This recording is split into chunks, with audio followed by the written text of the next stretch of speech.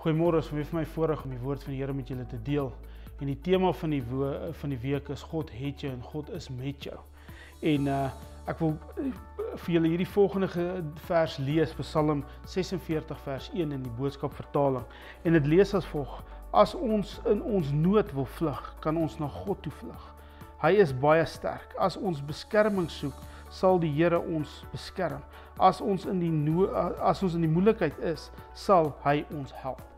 So wat sê die woord hier? Sê, God is sterk. Maak nie saak of die dinge te veel is vir jou in jou omstandighede nie, of jy voel jy wil die mure uitklim nie. Hardloop na God toe, hardloop na die woord toe, hardloop na stiltyd toe. Gaan spandeer tyd met God. Hy sal daar wees vir jou. Hy sal jou beskerm. As jy in die moeilikheid is, sal hy jou help. As jy beskerming soek in jou omstandighede, sal God jou beskerm.